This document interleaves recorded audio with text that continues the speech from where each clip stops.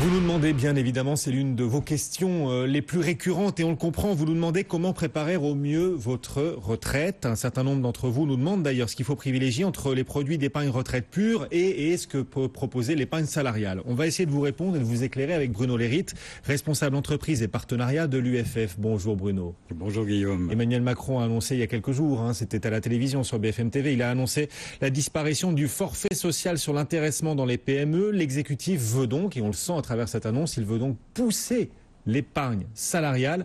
C'est un enjeu aussi pour la préparation à la retraite, on peut le dire comme ça, et c'est un enjeu pour l'économie française.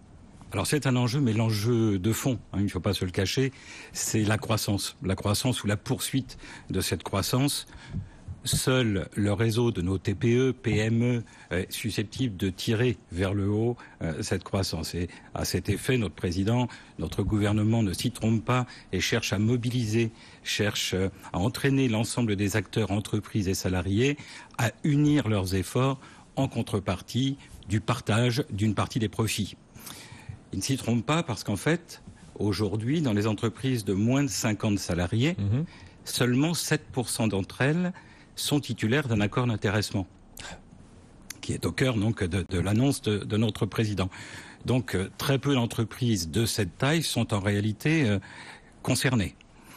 Que peut-on envisager par la suite? Donc notre président fait une annonce et il essaye d'ouvrir effectivement le sujet. Il veut convaincre plus d'entreprises de délivrer, de distribuer de l'intéressement et de la participation à travers cette annonce qu'il a faite l'autre jour sur le forfait social. C'est ça l'objectif. Voilà. Avec en visant toutes les entreprises de moins de 250 salariés.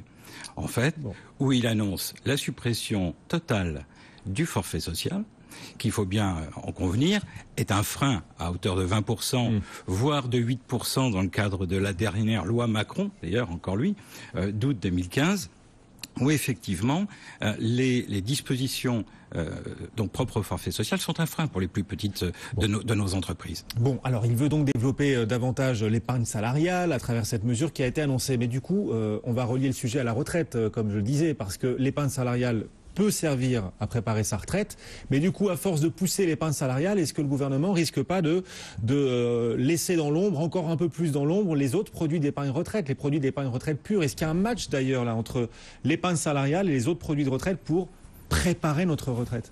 Alors, on peut faire ce constat, effectivement, il y a en même temps confusion et rivalité. Il y a confusion à travers le PERCO, puisque par sa simple appellation, plan d'épargne retraite collective, ce terme de retraite fait que son dénouement naturel correspond à l'âge de celle-ci. Donc voilà un premier élément de confusion. Donc là, on a un produit d'épargne salariale qui sert à préparer la retraite. On va le considérer comme tel. Ouais. On va le considérer comme tel.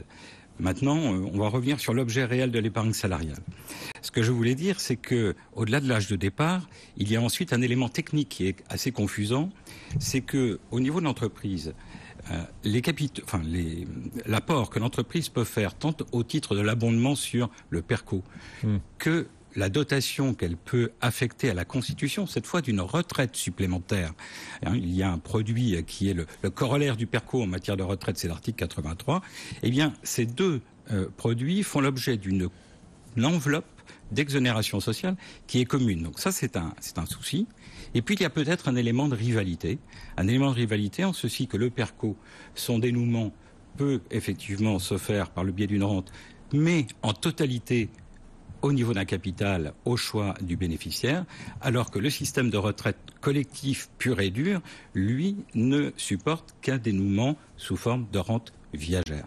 Il y a donc là, on peut le dire, une espèce de déséquilibre. Quand les Français se grattent la tête là, en se disant comment je vais préparer ma retraite, j'ai plein de produits d'épargne retraite pure, le PERP, etc. Et puis j'ai l'épargne salariale à travers le PERCO, qu'est-ce que je dois privilégier? On a le sentiment que le gouvernement, à travers ce qu'il nous annonce, en voulant pousser l'épargne salariale, il est en train d'essayer de pousser les Français à privilégier cette épargne salariale par rapport aux autres produits retraite. Est-ce qu'on peut le voir comme ça? Est-ce que vous estimez que le match est de plus en plus déséquilibré aujourd'hui?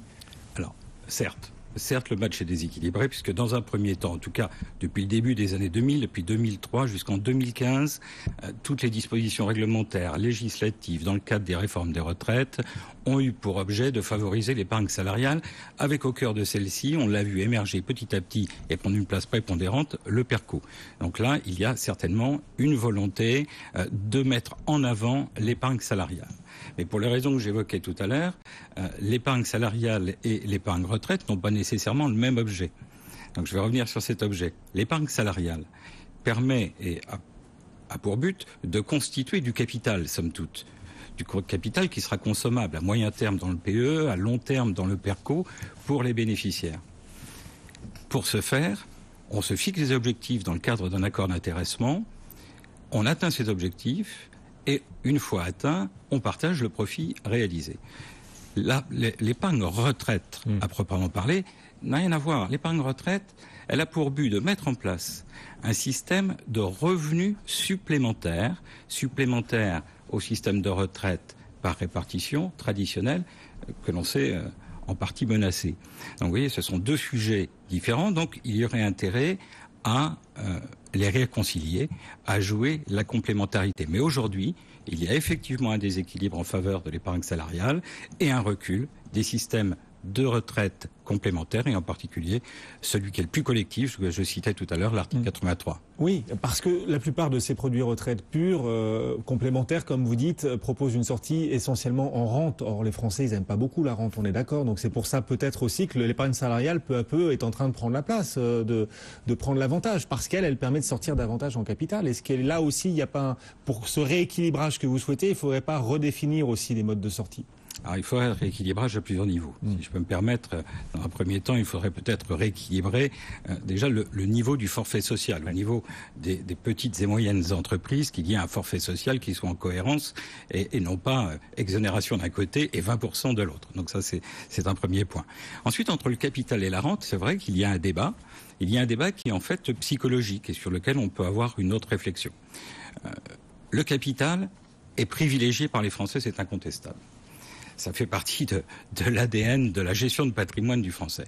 Et pourtant, si le fait de capitaliser en vue de sa retraite pour réaliser un capital au moment du départ était un leurre, je crois qu'il faut se poser cette question et de plus en plus.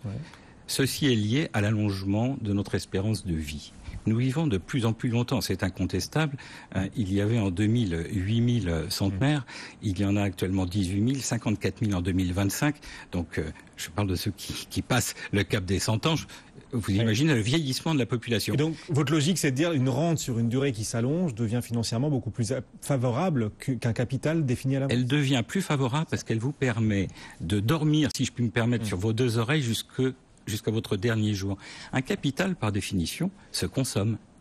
Il se consomme. Donc le risque que nous courons aujourd'hui, c'est de survivre à notre capital.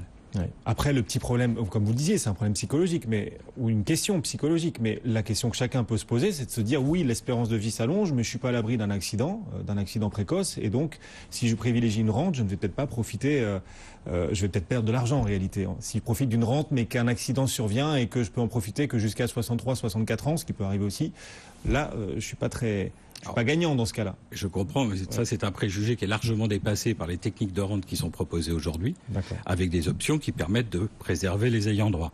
Ça c'est...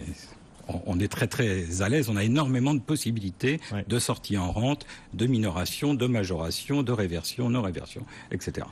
Merci beaucoup Bruno Léride, donc sur cette réconciliation nécessaire entre l'épargne salariale et les autres produits d'épargne retraite complémentaires. Donc Bruno Léride, responsable entreprise, partenariat, responsable national pour l'UFF. Merci beaucoup. Merci d'être venu nous voir sur le plateau de BFM Business. Le CAC 40